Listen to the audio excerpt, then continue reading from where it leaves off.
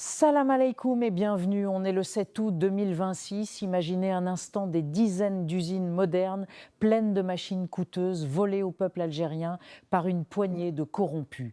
Puis abandonnées, laissées à l'arrêt, rouillées, des milliers d'emplois perdus, un gâchis immense. Eh bien aujourd'hui, l'Algérie reprend ce qui lui a été volé et le chiffre est énorme, 139 usines récupérées des mains des corrompus pour les rendre au peuple. 139. Et je vais vous montrer comment ces usines de la honte renaissent, créent des emplois et produisent enfin pour les Algériens. C'est une victoire et elle est belle. Mais cette vidéo va aussi vous émouvoir car je vais vous raconter l'histoire bouleversante d'une femme, une Américaine de 98 ans, née à New York, qui vient de devenir algérienne. Pourquoi ? Parce qu'elle a consacré toute sa vie à défendre notre pays à l'époque où c'était dangereux. Une femme qui a côtoyé Ben Bella, Fidel Castro, les Black Panthers, par amour pour l'Algérie. Son histoire, vous n'êtes pas près de l'oublier. Nous verrons aussi les changements du métro d'Alger qui prennent effet aujourd'hui même, une information à connaître absolument si vous vivez à Alger. Et enfin, comment l'Algérie s'est assise à la table des 7 pays les plus puissants du monde, le G7. Restez bien jusqu'au bout parce que chaque partie vous réserve une surprise. Et en partie 2, cette histoire d'amour entre une Américaine et l'Algérie va vous toucher en plein cœur. C'est parti. Si vous aimez ce type de contenu, n'oubliez pas de vous abonner. Partie 1. Les usines de la corruption transformées en richesse nationale. L'Algérie est en train de faire quelque chose de remarquable. Reprendre les usines volées par les corrompus et les remettre au service du peuple.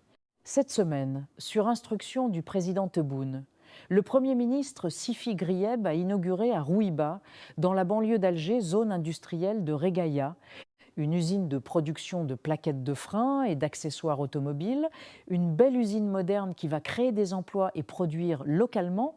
Mais cette usine a une histoire particulière.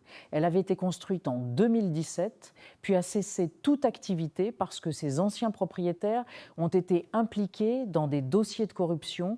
L'usine a été confisquée par la justice et est restée à l'arrêt. Partie 2, Hélène Klein, l'Américaine de 98 ans qui devient algérienne.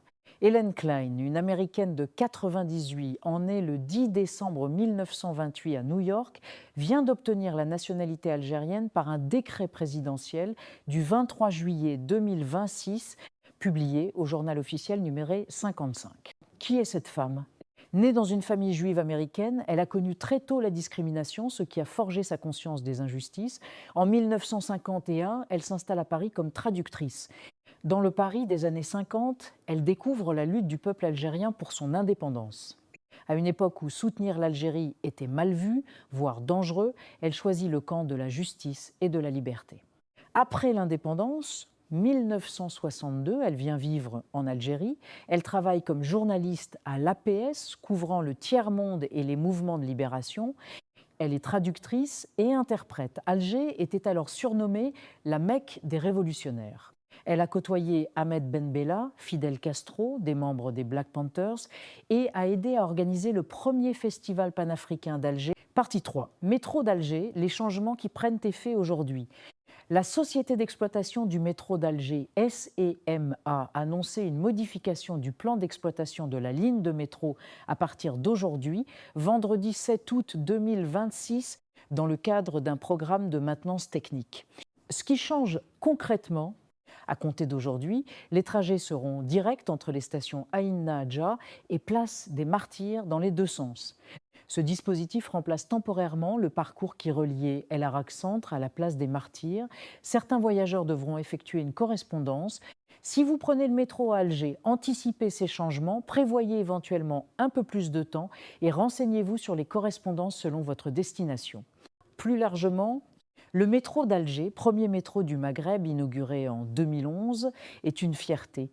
Il transporte chaque jour des centaines de milliers de voyageurs de façon rapide, propre et moderne. Ces travaux de maintenance, même s'ils causent une gêne temporaire, montrent qu'on entretient et améliore ce précieux équipement. Le réseau continue de s'étendre, tout comme les tramways dans d'autres villes, Oran, Constantine, Sétif ou Argla. Développer les transports en commun, c'est améliorer concrètement la qualité de vie des citoyens, gagner du temps, de l'argent et de la sérénité, tout en réduisant la pollution. Partie 4, l'Algérie, cette puissance tranquille qui s'affirme dans le monde. Le symbole le plus frappant de la montée en puissance de l'Algérie, c'est la participation du président de la République à un sommet du G7, États-Unis, Japon, Allemagne, France, Royaume-Uni, Italie, Canada. Être invité à cette table signifie que la voix de l'Algérie compte. Les atouts qui expliquent cette place. Puissance économique, 4 économies d'Afrique. Puissance énergétique, 10 producteurs mondiaux de gaz, fournisseurs stratégiques de l'Europe. Diplomatie fidèle aux causes justes, Palestine. Peuple opprimé, non-ingérence, stabilité régionale. L'Algérie porte une voix de justice et de soutien aux peuples qui luttent pour leur liberté et leur dignité. Elle joue un rôle de médiateur et de force de stabilité dans une région troublée. On la qualifie de puissance tranquille. Elle ne fait pas de bruit, mais elle avance, s'affirme et pèse. Lucidité. Cette montée en puissance est réelle, mais elle s'accompagne de responsabilités.